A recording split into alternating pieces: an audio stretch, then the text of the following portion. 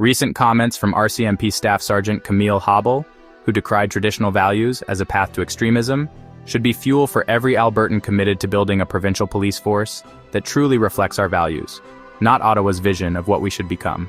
If someone you know was very believed in equal gender rights, but all of a sudden are leaning towards like traditional values, and that might be a sign that they're becoming more extremist. Habel's statement, framing beliefs rooted in community and local culture as potentially dangerous, highlights a growing disconnect between the RCMP and the values that Albertans hold dear. This underscores the urgent need for a police force that is accountable to our province and its distinct way of life. In 1998, the RCMP bombed an oil site in Alberta.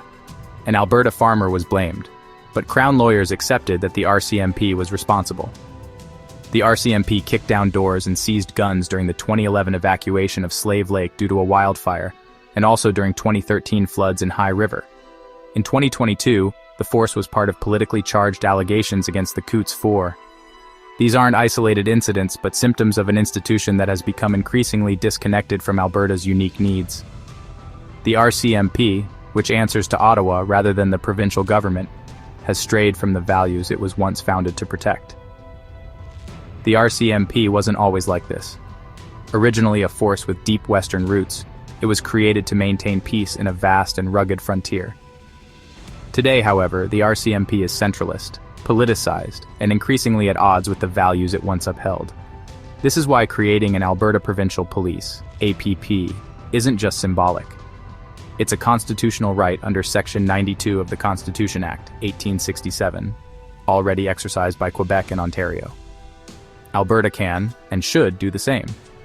A provincial police force would be accountable to the province, reflect local values, and serve Albertans' unique needs rather than those of Ottawa. But we must be clear, geography alone won't solve the problem. If the new force carries the same institutional DNA as the RCMP, it will still lack the local understanding and trust that Albertans deserve. The brothers, farmers near Didsbury, were going about their business. After a 16-hour shift, 18-year-old Jeremiah cut across the ditch, a routine practice for farmers moving equipment, to reach the road, not realizing a police check stop was in place. The Alberta sheriffs, insensitive to the farming practice, insisted on enforcing a violation and didn't show restraint. They dragged him from the tractor, slammed him to the ground, and punched him in the neck and face.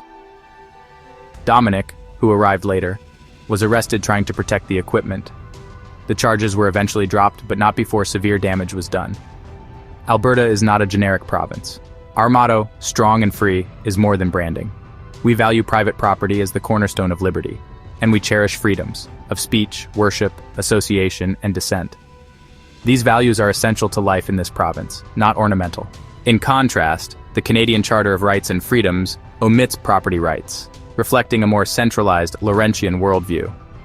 This ideological divide between Alberta and the federal government underscores the need for a police force that aligns with our values. Habel's remarks, labeling traditional values as a path to extremism, are not fringe. They reflect the growing establishment perspective. This shift directly impacts policing in Alberta, creating an urgent need for reform. To chart a different course, Alberta's police force must be trained differently. It must instill core virtues at the ground level. First, Alberta's police force must consist of officers who not only patrol the land, but belong to it.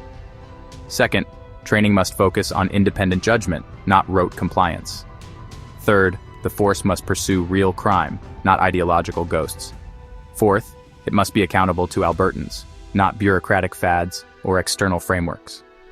Finally, it must protect Alberta's culture, our commitment to freedom, property rights, and a government that serves, rather than rules, its citizens. Alberta cannot afford to send officers to federal academies that instill a diluted worldview.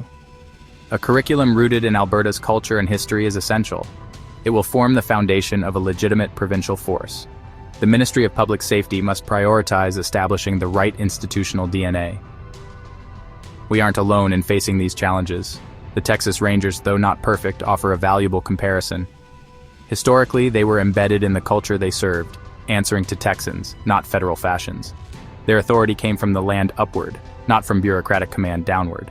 Their ethos, captured in the saying, "One riot, one ranger," was about competence, courage, and direct accountability, not swagger. They didn't just enforce the law, they protected a way of life because they were part of it. That's the institutional culture Alberta must create, one where policing defends community, liberty, and order, not a tool of political engineering designed elsewhere. We need a police force that serves Alberta first, not a bureaucracy in a new uniform. If done right, the Alberta Provincial Police will serve as a shield against federal overreach, cultural drift, and the creeping conformism of federal institutions. If done poorly, it will be the modern RCMP in a fresh uniform, still top-down, still alien, still suspect. Alberta cannot afford to get this wrong. This is our moment to define a police force that works for us, rooted in our values and accountable to our people. Anything less would be a missed opportunity.